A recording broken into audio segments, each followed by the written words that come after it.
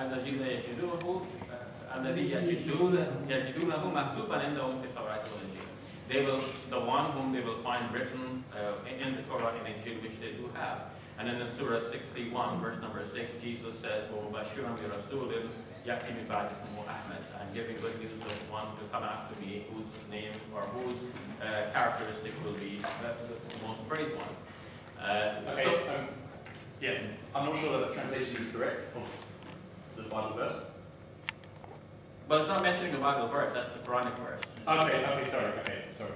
When you mentioned the praise one, I thought you were talking about the verse in the Injil. No, I haven't mentioned it yet. I haven't mentioned the Bible yet. So, the Quran is obviously making some reference to previous scriptures and previous prophets.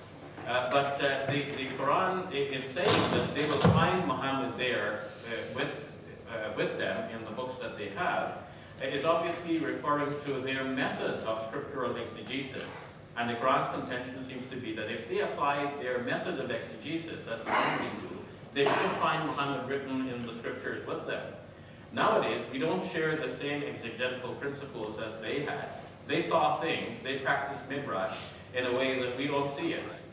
They derive meanings from text that to us today will seem to be quite loose.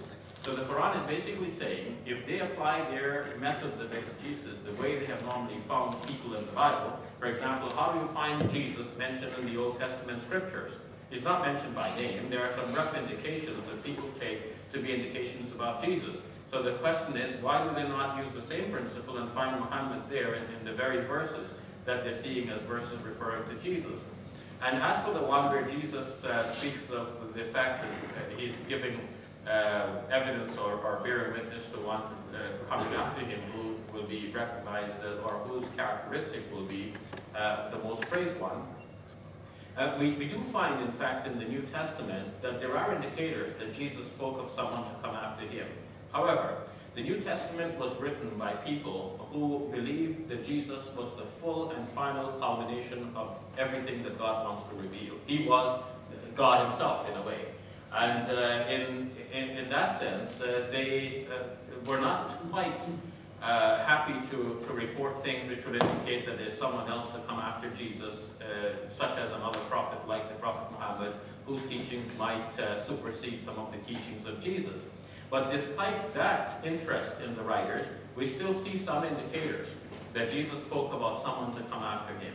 What are we to make, for example, of the fact that biblical scholars today recognize that John the Baptist had some sort of superiority over Jesus, because they say that despite what is written in the Gospels, Jesus obviously went up to John the Baptist to be baptized. And John the Baptist, by baptizing him, is conferring some sort of blessing on him. And to all appearances, John the Baptist is the superior one because he is giving something to Jesus.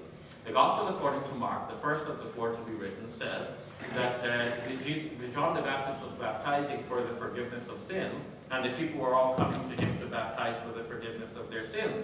And Jesus also came to be baptized. So the inference seems to be, one might easily conclude, oh, so he also came to be baptized for the forgiveness of his sins. Does that mean he had sins?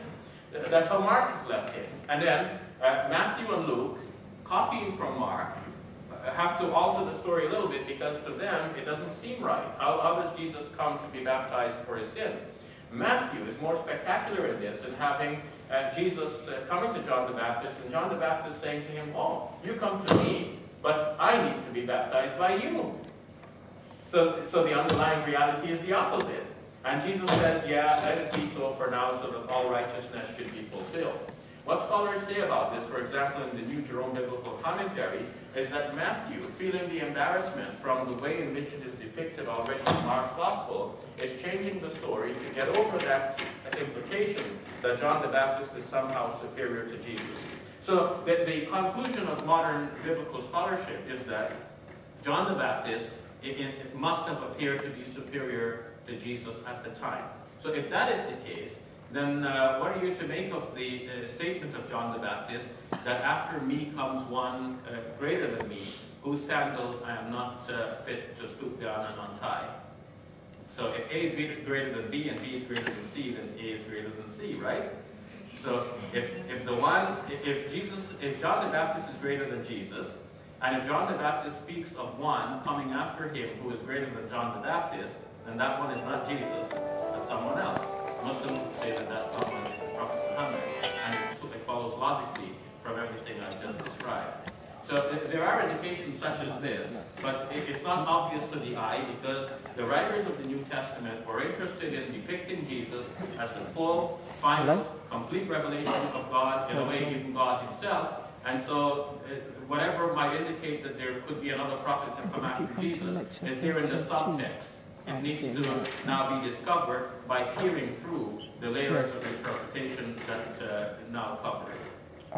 Okay. I'll let you have the last word, and then say whatever you want to say now, in brief, and then I will close. I won't respond to what you say because otherwise we'll go on forever. Right? I mean, I can only say in closing, and before I hear your last word on this, that we are all different people. We have been schooled differently, we have had different experiences, we were born in different countries, to different parents. All of these factors have shaped us to be what we are and who we are.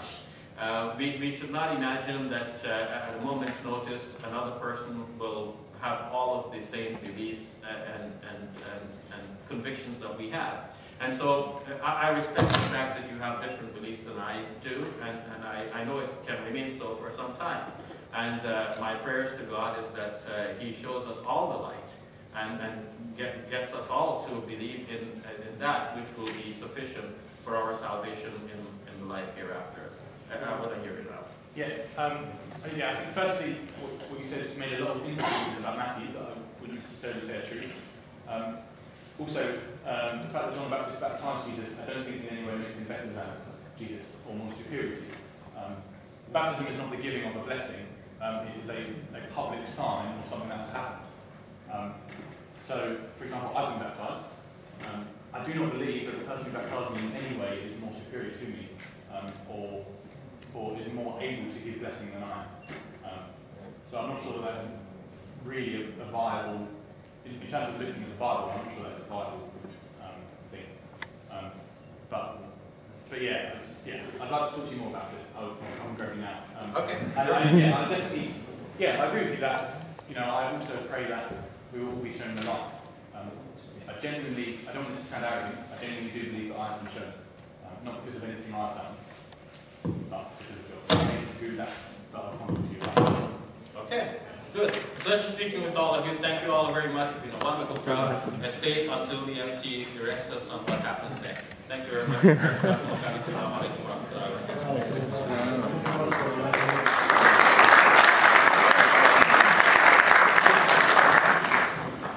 you all for coming. We have some refreshments here, so please help yourself.